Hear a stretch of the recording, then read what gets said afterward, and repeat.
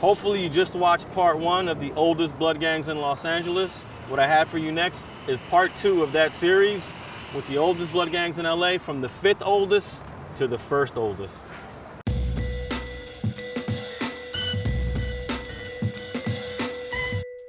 When you gon' join the gang? When you gon' join the gang? I'm standing on 121st Street in Maine, in the central part of Athens Park Blood neighborhood. And this is one of the oldest blood gangs in Los Angeles, going back to about 1970. Originally, they existed as the Athens Park Boys, and then eventually they transitioned into the Athens Park Bloods when that blood conglomeration was formed. Geographically, Athens Park is very unique because it's one of the only gangs that has both an east side and a west side part of it, because Main Street runs right through it. Everything west of Main Street is considered west side. Everything east of Main Street is considered east side. The gang goes from Figueroa to the west to Avalon to the east. I'm standing in Athens Park, home of the Athens Park Bloods on El Segundo and Broadway. And this has been their park ever since their early foundation, when they were known as the Athens Park Boys. Now, back in the day when the Crips were trying to recruit other neighborhoods to become Crips, they tried to recruit the Athens Park Boys to become Crips, but they were one of the few gangs that turned down that request. But in trying to turn down the request, they had to fight some of the Crip members. And the story goes that Eugene Taboo Battle knocked out West Side Crip member Stanley Tookie Williams right here in the middle of this park. I'm standing on 120th Street on the north side of Athens Park Bloods. And this is a very important boundary historically, because back during the 1980s and early 1990s, the East Coast Crips, the 1180 East Coast Crips on the north side of 120th, were in a bloody feud with the Athens Parks, which were on this side, on the south side of 120th. And that feud between the 11/8s and the Athens Park cost the lives of at least a couple dozen gang members during the 1980s and early 1990s.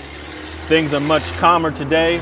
Violence is much lower, and we're probably not going to see those types of feuds between gangs again.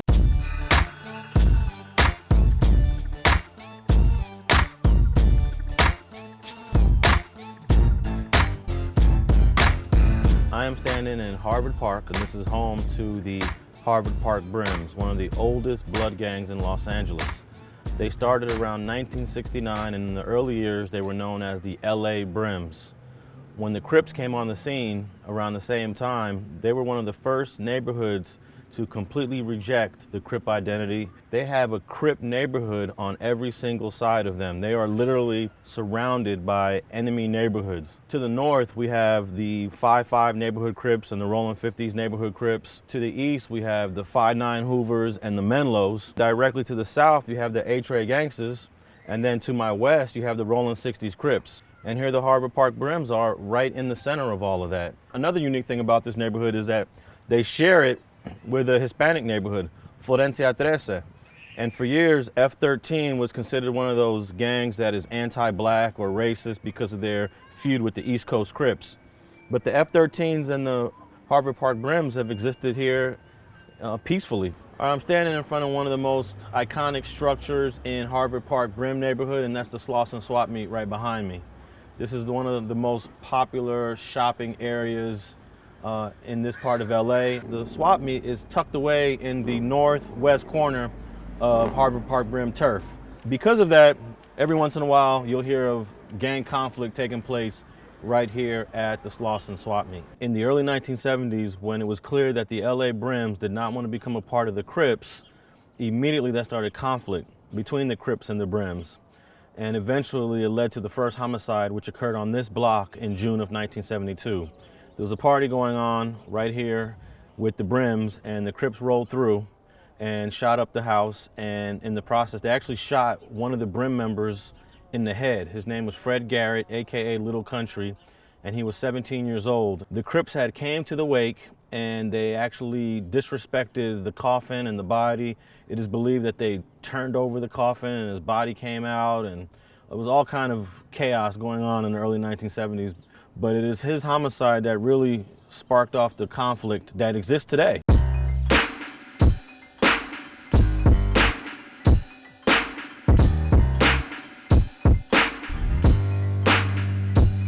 I'm standing in front of the world famous Johnny Pastrami on West Adams Boulevard in South LA, and this is home to the Black Pea Stones, the city stones, that is, not the jungle stones. A lot of people think the jungle stones were the first one started, but it's actually the city stones, and they've been here a good 45 years. Here we go. BPS, Black Pea Stone, and it has CK there for Crip Killer. This slab is from 1992. I found this slab of concrete right on the corner of Bronson and Adams, and it goes back 24 years. There's a lot going on this wall here. 4 separate gangs had hit up this wall. You got the MLS in white, the Mota Locos, LOAS, L-O-A-S, which means the Lost Angels, BSC, Barrio Bronson, and then of course you got the Black Pea Stones.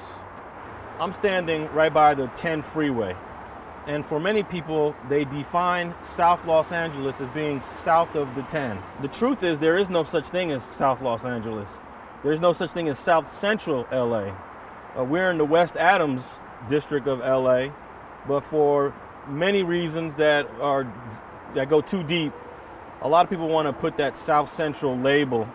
Learn your history, and then you'll probably never refer to it as South Central again. This is a part of West Adams known as Western Heights, one of those neighborhoods that has a mix of $1 million homes and low-income, low residential apartment buildings. And I'm in front of Marvin Gaye's old house, the house he owned up until his death in 1984. In fact, this is the house where his father shot and killed him in. Right, I'm standing on 21st Street and 5th Avenue at the site where Jamil Shaw was murdered in 2008. It's believed to have been over gang identities. But because the shooter, Pedro Espinoza, who grew up in Los Angeles, was actually born in Mexico, the media made a huge deal about the murder of Jamil Shaw. There have been hundreds of homicides in Los Angeles since 2008, and I've yet to see another victim get a plaque placed in the spot of their death by the city of Los Angeles. Let's get out of here.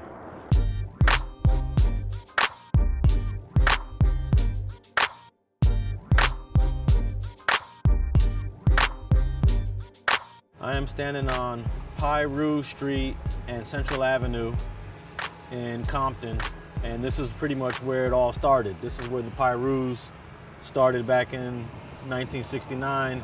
Right along this street is home of the Piru Street Boys.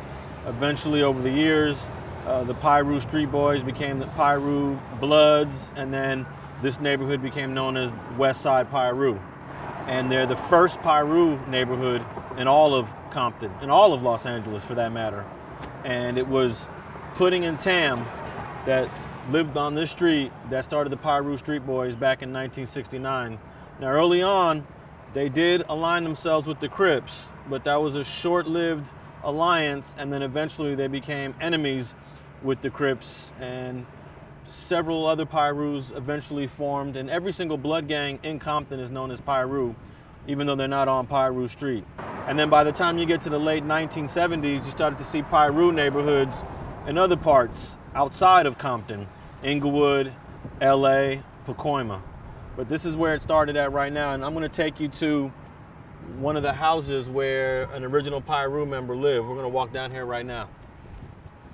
Right behind me in this bright yellow house is where Sylvester Pudding Scott once lived during the late 1960s and very early 1970s.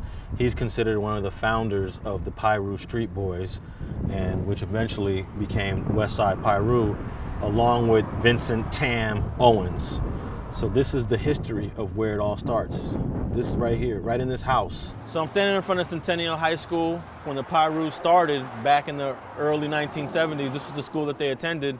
And all the way up to the present day, this school is predominantly known as a Piru/Blood High School. Historically, it's significant, especially in West Coast hip hop circles, because very famous rappers have attended the school over the years. including Dr. Dre and Kendrick Lamar. The West Side Pirus have two cliques, the 4 and the Deuce. The 4 is 134th Street, which is a little bit north from where I'm standing, and the Deuce is right here on 142nd Street, 140 Deuce. West Side Piru, one of the oldest gangs in Los Angeles.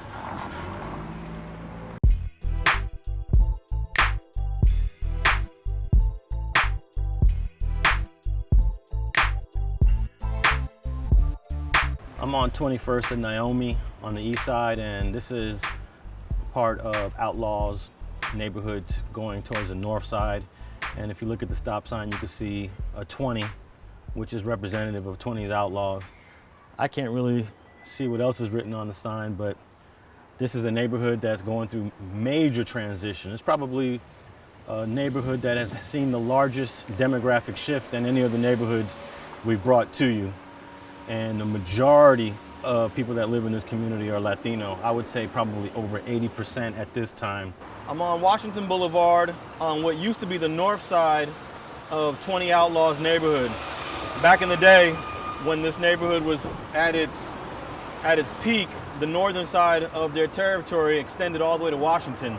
But in recent years, with the out-migration of blacks moving into Riverside and the Inland Empire and the Antelope Valley area, their gang turf does not extend all the way north to Washington anymore. And now that's filled in by a predominantly Hispanic group and a bunch of Hispanic gangs now in this area. I am standing on 28th and Central on the east side of South LA, and this is the oldest blood gang in Los Angeles, the Outlaw 20s. And the Outlaw 20s have been around since the early 70s when different Crip gangs started to form on the east side. But they actually go back further in time. They go back to the 1960s and maybe the late 1950s. And back in that period, back in the 60s, you had the Roman 20s and the Outlaw 20s. Both those gangs existed in this area back in the 60s. But for whatever reason, many of those gangs after 1965, after the Watts riots, a lot of those gangs kind of created a truce and they faded away from the scene. But for some reason, the Outlaw 20s identity maintained, and it maintained from that previous era. I call that the post-World War II gangbanging era, and it continued on into the Crip and Blood era, making this neighborhood the oldest active blood gang in Los Angeles. And there you have it, the 10 oldest blood gangs in Los Angeles. I want to thank you for checking out streetgangs.com, and stay tuned in for another great video on street gangs from Los Angeles. Thanks for watching streetgangs.com. Please share and like the video you just watched. Leave a comment below and tell us what you think. You can also watch 2 of our previous videos. Don't forget to subscribe.